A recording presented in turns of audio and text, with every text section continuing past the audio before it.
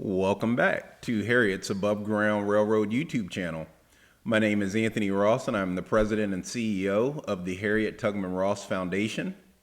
The purpose of this channel is to take the viewer or listener on a journey through the true history of slavery from the beginning to present, and also to increase your knowledge and understanding of systemic racism. Also, in the description below, there will be a link to the Harriet Tubman Ross Foundation. I would encourage you to click the link and visit the website.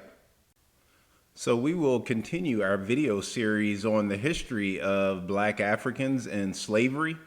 And in this video, we will continue our discussion on important documents as it relates to the first 9 videos that I covered in the series. As I stated before, videos 10, 11, and now video 12 will focus on documents that bring additional context to the first 9 videos. So today we're going to talk about the Constitution of the United States, which was done in 1787. Now, normally I would read the entire document, but I think for the sake of the series and to stay kind of on focus of the video series, I'm only going to focus on the sections that specifically talk about Black Africans. And those 2 sections are really section 2 and 9 of Article 1.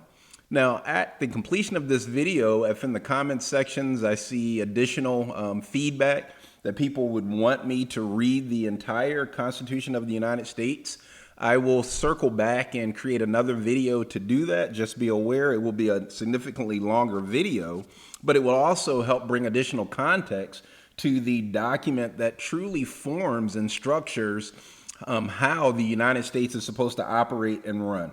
But again, for the sake of our video series, I'm going to focus on section 2 and section 9 of Article 1.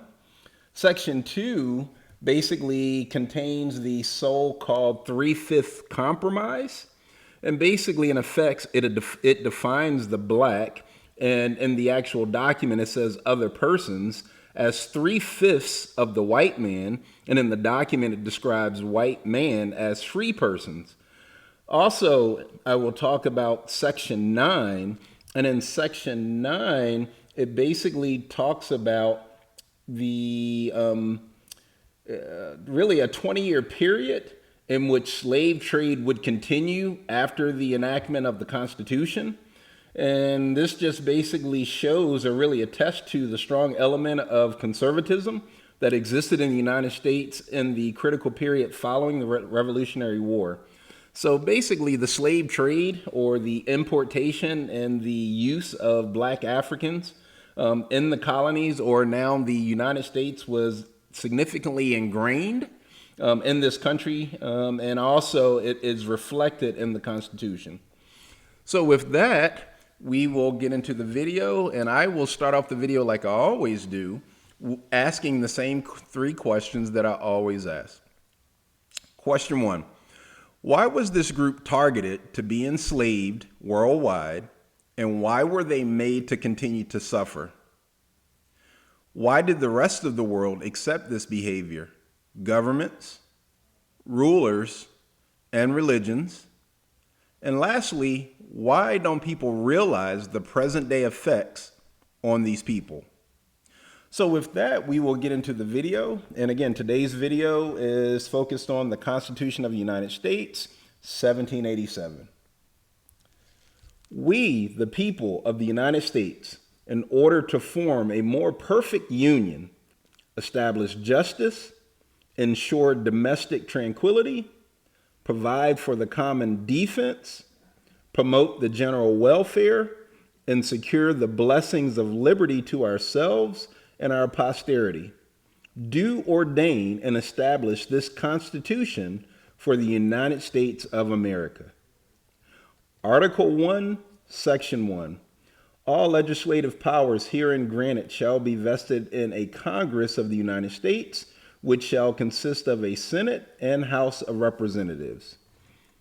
Section 2.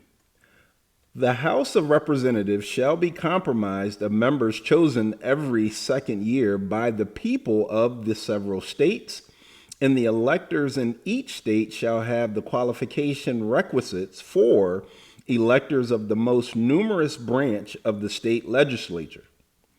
No person shall be a representative who shall not have attained to the age of 25 years and been 7 years a citizen of the United States, and who shall not, when elected, be an inhabitant of that state in which he shall be chosen.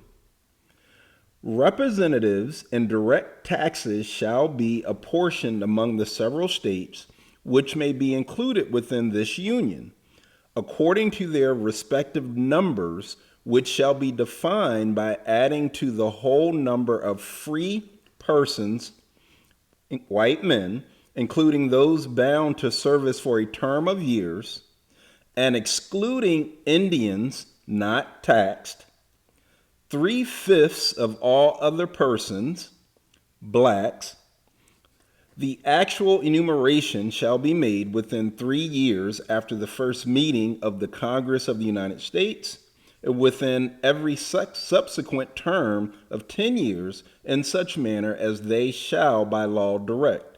The number of representatives shall not exceed 1 for every 30,000, but each state shall have at least 1 representative, and until such enumeration shall be made.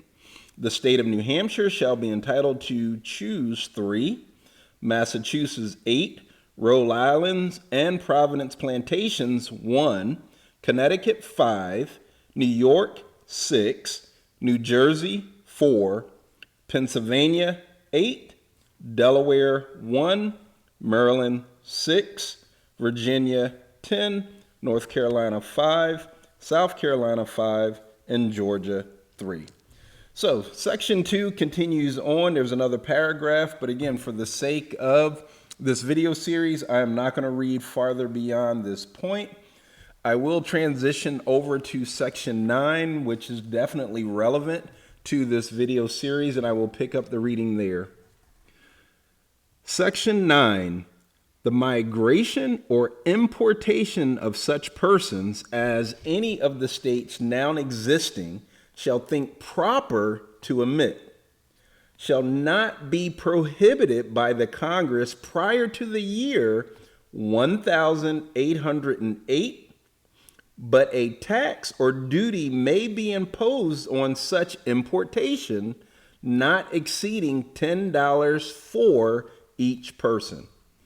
So again, I'm going to stop there. There's a lot more in this document, but as I stated before, if anyone or a group of people are interested, and I see that in the comments, I will continue and reread the entire document and break that into context as to how it relates to Black Africans. So that is the reading of the Constitution of the United States. And with that, I'm going to end this video series for today. But I also want to end it by asking the exact same 3 questions that I asked at the beginning. And the 3 questions are, why was this group targeted to be enslaved worldwide, and why were they made to continue to suffer? Why did the rest of the world accept this behavior, governments, rulers, and religions? And why don't people realize the present day effects on these people? So with that, I would encourage you all to like the video, subscribe to the channel. Would also encourage and ask you to click the link below and visit the Harriet Tubman Ross Foundation website. And lastly, I would ask you all to please get involved and help Harriet achieve her dream. Thanks, and I'll talk to you on the next video.